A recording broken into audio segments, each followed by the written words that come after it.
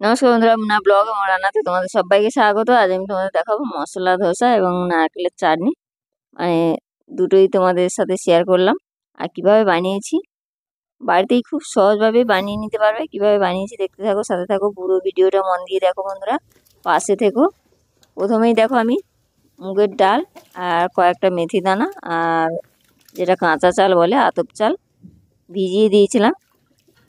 1.5 বাটি চাল আর 1 বাটি ডাল, 10-12টা মেথি দানা দিয়েছি আমি এর মধ্যে। দেখো ভালো হয়ে ভিজে গেছে। আর মেথি দানাগুলো মানে চাল ডালটা আমি মিক্সারে, আর কিছুটা নিয়েছি বিউলির ডাল, এর সাথে আমি দিয়ে একদম ভালো করে বেটে নেব। মিক্সারের মধ্যেই বাটবো, তোমরা চাইলে এটা শিলনোড়াতেও বেটে নিতে পারো একদম ভালো করে। এটা বাড়ির বিউলি ডাল, তাই কিছু কিছু খোলা আছে। দেখো সবগুলো আমি একসাথে দিয়ে একদম প্লেন করে বাটবো। কিভাবে বেটে নেব তোমাদের দেখাবো। এই বাটিরই নিয়েছি 2 বাটি চাল আর 1 বাটি ডাল। কেমনভাবে বাটা হয়েছে,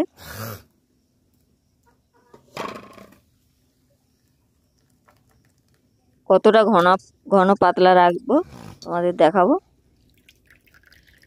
এভাবে আমি পুরোটা বেটে নেব, অল্প অল্প করে দিয়ে মিক্সারে, যেমন যতটা মানে ধরবে মিক্সারে ততটা দিয়ে বাটবো। আর বাটা হয়ে গেলেই আমি পুরোটা বাটা হয়ে গেলে তোমাদের সাথে শেয়ার করব। ভিডিও ভালো লাগলে লাইক কমেন্ট শেয়ার করতে ভুলো না বন্ধুরা। পাশে থাকো, চ্যানেল নতুন হলে সাবস্ক্রাইব করে নিও। আর দেখো বাটা হয়ে গেছে, এটা একটু ঘন করেই বেটেছি।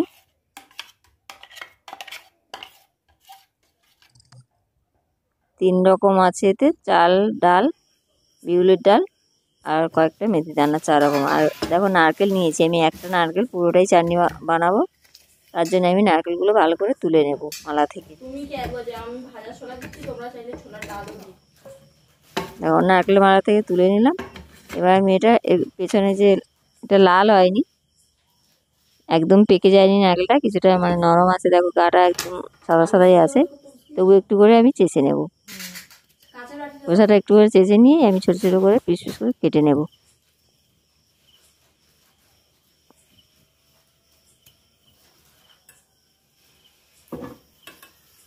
পাশে থেকে বন্ধুরা, ভিডিও কেমন লাগছে কমেন্ট করো। আর নারকেলের চাটনি একবার এভাবে বানিয়ে খেয়ে দেখো, আর একদম বাড়িতেই খুব সহজে দারুণ টেস্টি ধোসা বানিয়ে নিতে পারবে। দেখো নারকেলগুলো আমার কাটা হয়ে গেছে, নারকেলগুলো আমি মিক্সারে দিয়ে দিলাম পুরোটা। পুরো একটাই নারকেল, ছোট নারকেল দিয়েছি। দিয়ে দিলাম 3টে কাঁচা লঙ্কা আর কয়েকটা দেবো রসুনের কোয়া। 3টে দিয়েছি রসুনের কোয়া, একটু বড় বড় সাইজ। দিয়ে দিলাম একটু আদা কুচি, 1 ইঞ্চি মতন আদা কুচি নিয়েছি। আর দিয়ে দিলাম দেখো ছোলা ভাজা, তোমরা চাইলে ছোলার ডাল দিতে পারো। আর কয়েকটা দিয়ে দিলাম বাদাম। আর দিয়ে দেবো এর মধ্যে জল। আমি একসাথে পুরো জলটা দেবো না, অল্প অল্প করে জল দিয়ে মানে কতটা ঘন পাতলা বেটা বানাবো তোমাদেরকে দেখাবো। দেখো আমার একদম রেডি হয়ে গেছে নারকেলের পেস্ট। দেখো কেমনভাবে বেটেছি। এর মধ্যে আমি একটা ছোক লাগিয়ে দেবো। ছোক লাগানোর জন্য দেখো গ্যাসের মধ্যে আমি একটা প্যান বসিয়েছি, ওর মধ্যে দিয়ে দিলাম অল্প তেল, দিয়ে দিলাম কালো সর্ষে আর 2টো শুকনো লঙ্কা, কারি পাতা। এবং ভাজা ভাজা হলেই আমি দিয়ে দিলাম সামান্য হিং। একটু ভেজে নিয়েই আমি এটা চাটনির মধ্যে দিয়ে দেবো।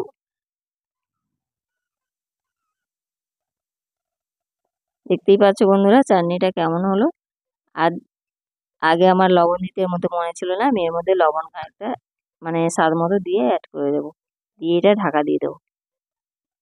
এর যে গন্ধটা মানে ভালো হবে আর টেস্টটাও ভালো আসবে। কড়াইতে তেল বসিয়েছি। এরপর আমি চাটনিটা বানিয়ে নেওয়ার পরে আলুটা, ধোসার যে আলুটা বানায়, আলু কষাটা বানিয়ে দেখাবো। তার জন্য দিয়েছি কালো সর্ষে তেলের মধ্যে আর কারি পাতা কয়েকটা, দিয়ে দিলাম কাঁচা লঙ্কা কুচি, কাঁচা লঙ্কা কুচি দিয়ে একটু নেড়ে চেড়ে নিয়েই একদম লো আঁচ রেখেছি, যাতে মানে পুড়ে না যায়, কষানোটাও যাতে ভালো হয়। দিয়ে দিলাম একটা পেঁয়াজ কুচি। পেঁয়াজ কুচিটাও ভালো করে আমি লাল করে ভেজে নেব। সব কিছুর সাথে সর্ষে, কারি পাতা, কাঁচা লঙ্কা, পেঁয়াজ, আর দিয়ে দিলাম স্বাদ মতো লবণ, পরিমাণ মতো হলুদ, লাল লঙ্কার গুঁড়ো, জিরার গুঁড়ো, ধনিয়ার গুঁড়ো। পেঁয়াজ একটু লাল হতেই আমি দিলাম, আর দিয়ে দিলাম সামান্য হিং। সব কিছু উপকরণ একদম লো আঁচ রেখেছি, একটু নেড়ে চেড়ে ভেজে নেব মশলাগুলো। ভাজা ভাজা হলেই আমি এর মধ্যে যে সেদ্ধ করে রাখা আলু আছে, আমি 3-4টে আলু সেদ্ধ করে নিয়েছি, আর সিদ্ধ করে নিয়ে ভালো করে মেখে রেখেছি, ওটাই দিয়ে দেবো। দিয়ে আলুটা ভালো করে সব মশলার সাথে ভালো করে মিশিয়ে ভাজা ভাজা করে নেব আলুটা।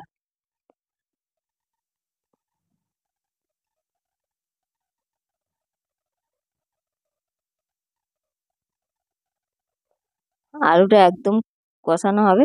ওই আলু যে বাটিটাতে ছিল ওটাতেই একটুখানি জল, মানে আলুটা ধুয়ে সামান্য জল দিয়ে এটা ভালো করে কষিয়ে নেব আলুটা, আর একদম রসটা শুকিয়ে শুকিয়ে নেব। কতটুকুনি জল দিলাম, মশলাটা যাতে আলুর মধ্যে ভালো হয়ে লেগে যায়, আর কষানোটা মানে আলু কষাটাও ভালো হয়।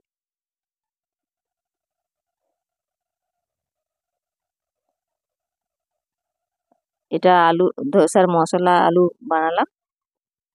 আলুটা একদম রেডি হয়ে গেছে, আমি নামিয়ে নিলাম, তুলে নেবো এবারে। একটা পাত্রের মধ্যে তুলে নিলাম, পুরোটাই তুলে নিয়ে আমি এবারে তাওয়া বসাবো। আলুটা দেখো কেমন ভাবে বানিয়েছি আর কেমন হয়েছে। সেদ্ধ আলুটা ভালো করে আমি মেখে নিয়েছিলাম। আর এদিকে দেখো যে চালটা আমি বেটে রেখেছি, ডালটা কতটা ঘন পাতলা করেছি। এর মধ্যে দিয়ে দেবো স্বাদ মতো লবণ, দিয়ে আরো ভালো করে আরো ফেটে নেবো। এটা 3-4 ঘন্টা আমি বেটে রেখে দিয়েছিলাম। তোমাদের হাতে যদি সময় না থাকে, মানে 1 ঘন্টার মধ্যে 1.5 ঘন্টার মধ্যেও বানিয়ে নিতে পারো, নাহলে আগে থেকেও বানিয়ে ফ্রিজের মধ্যে রেখে দিতে পারো।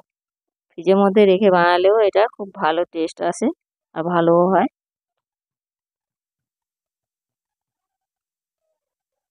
তারপরে দেখো তেল দিলাম সামান্য, সামান্য জল দেব, দিয়ে আবার ভালো করে মুছিয়ে নিয়ে আমি এবার বেটারটা দিয়ে কিভাবে তাওয়ার মধ্যে গুঁড়িয়ে নেব।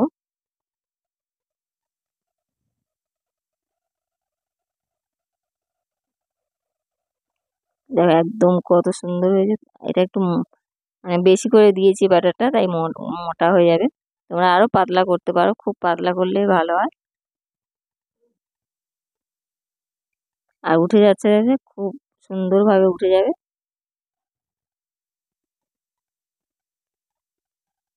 এভাবে আমি তোমাদের 1-2টো বানিয়ে দেখিয়ে দেবো।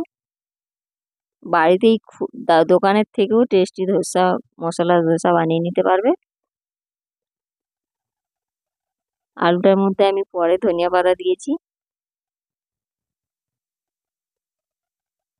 এক সাইডটা তোমরা আলু লাগিয়ে নিতে পারো, নাহলে পুরোটাও লাগিয়ে নিতে পারো হালকা হালকা করে। আমি একটা তোমাদের পুরোটা লাগিয়ে দেখাবো, আর একটা এক সাইড মানে আবারও একটা দেখাবো তোমাদের। দেখো কত সুন্দর হয়েছে ধোসা, একদম রেডি। এভাবে সবগুলোই বানিয়ে নেবো বন্ধুরা। ধোসা কেমন লাগলো কমেন্ট করে জানিও, তোমরাও বানিয়ে খেয়ে কমেন্ট করো। দেখো আবারও একটা দিয়েছি, আর এটা খুব পাতলা করেই দিয়েছি। উপর থেকে একটু তেল ছড়িয়ে দিলাম, আর কত সহজভাবে উঠে যাচ্ছে। দু সাইডটা একটু ভেজে নিলাম, তেল একটু লাগিয়ে দিলেই ভালোভাবে ভাজা হবে, আর দু সাইডটা হবে। এটা আমি এক সাইড আলু দেব,